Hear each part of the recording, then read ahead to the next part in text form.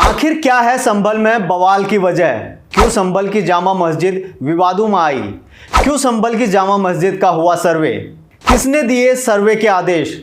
ये वो सवाल हैं जिनका जवाब हम जर्नलिस्ट इंडिया की इस रिपोर्ट में तलाशेंगे। सबसे पहले जानते हैं सवाल नंबर 1। आखिर क्या है संभल में बवाल की वजह? संभल में विवाद की वजह जामा मस्जिद का सर्वे है, जिसे लेकर अफवाह फैलाई गई और ये बात खुद कैमरे पर आकर मस्जिद के शाही इमाम जफर अली ने की। उन्होंने बताया कि खुदाई की अफवाहों के चलते माहौल बिगड़ा, पत्थरबाजी हुई और हिंसा भड़की। इमाम का कहना है कि पानी के आने के कारण लोगों में ये भ्रम अफवाह पैदा हो गई कि सर्वे के दौरान मस्जिद की खुदाई हो रही है। दरअसल रविवार यानी 24 नवंबर को सर्वे की टीम मस्जिद में पहुंची। दावा किया जा रहा है कि इसी बीच मस्जिद के बाहर भीड़ जमा होने लगी और सर्वे के विरोध में हंगामा शुरू हो गया। बात पत्थर और गोलीबारी तक पहुंच गई, जिसमें कई लोगों की मौत हो गई और कई घायल हो गए, जिसमें पुलिस वाले भी शामिल हैं। अब दूसरे, तीसरे और चौथे सवाल ये हैं कि आखिर सवाल नंबर 2, संभल की जामा मस्जिद विवादों में क्यों आई? सवाल नंबर 3, क्यों संभल की जामा मस्जिद का हुआ सर्वे? सवाल नंबर 4, किसने दिए सर्वे के आदेश? संभल जामा मस्जिद से जुड़ा ये पूरा विवाद तब शुरू हुआ जब संभल जिला कोर्ट में ऋषिराज नाम के शख्स ने एक याचिका दायर करते हुए दावा किया कि शाही जामा मस्जिद हिंदू देवता के मंदिर के ऊपर बना है। जहां जामा मस्जिद है वहां पहले हरिहर मंदिर था और इसकी सत्यता के लिए सर्वे होना चाहिए। इसके बाद जिला अदालत ने सर्वे का निर्देश दिया।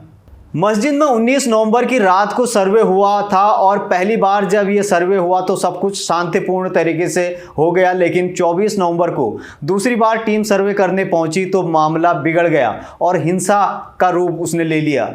इस पूरे विवाद पर हिंदू और मुस्लिम पक्ष क्या कहते हैं वो भी बताते हैं। हिंदू पक्ष का क्या कहना है, मुस्लिम पक्ष का क्या कहना है।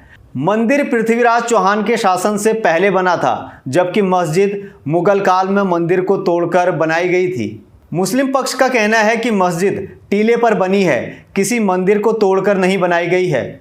वहीं संभल जामा मस्जिद के सर्वे के दौरान भड़की हिंसा के मामले में सपा सांसद जियाउल रहमान बर्क और विधायक इकबाल महमूद के पुत्र सुहेल इकबाल समेत 800 लोगों के खिलाफ एफआईआर दर्ज कराई गई है। इन पर भीड़ को भड़काने का आरोप है। बहरहाल अब इस पूरे विवाद पर राजनीति तेज हो गई है। सपा के मुखिया अखिलेश यादव से लेकर राहुल गांधी, मायावती, ओवैसी और चंद्रशेखर आजाद तक तमाम विपक्षी दल इसे लेकर बीजेपी को निशाने पर ले रहे हैं। जब वहाँ पर लोकल स्तर से जानकारी हासिल हुई तब मैंने कहा कि नईम की जान गई है और पुलिस की गोली से गई है। आप लोगों पे सब वीडियोस हैं, आप लोगों पे जगह जगह से वीडियोस मिले हैं, कवरेज है, पूरा का पूरा कराया गया ये दंगा है।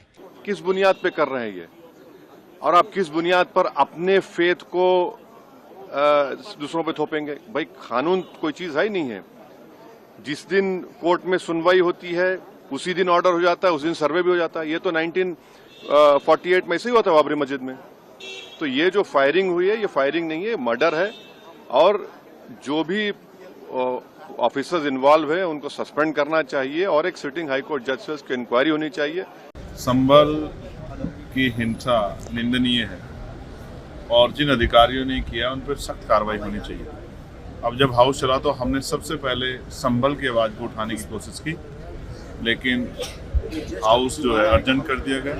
सरकार इस बात को सुनना नहीं चाहती। 4 लोगों की जान गई है, पुलिस की गोली से लोगों की जान गई है। सरकार को जवाब देना चाहिए, क्या गोली से अब देश चलेगा? जो आज वहाँ सर्वे के दौरान जो कुछ भी बवाल हुआ है, हिंसा हुई है, तो उसके लिए यूपी का शासन व प्रशासन पूरी तरह से जिम्मेवार है। ये अति निंदनीय है। बहरहाल संभल की घटना ने राजनीतिक रूप ले लिया है, लेकिन बड़ा सवाल यह है कि हिंसा किसने भड़काई? घटना स्थल पर इतने सारे पत्थर कहां से आए? किसकी गोली से लोगों की मौत हुई और वो कौन लोग थे जिन्होंने हिंसा भड़काई? क्या है इस पर आपका कहना? जर्नलिस्ट इंडिया के साथ शेयर करें। बाकी देश और दुनिया की तमाम खबरों के लिए आप journalistindia.com और journalistindia.in पर भी लॉगिन कर सकते हैं। साथ ही हमारे यूट्यूब, फेसबुक, ट्विटर यानी एक्स, इंस्टाग्राम और लिंक्डइन पर भी हमको फॉलो कर सकते हैं। तब तक के लिए हमें दें इजाज़त। नमस्कार।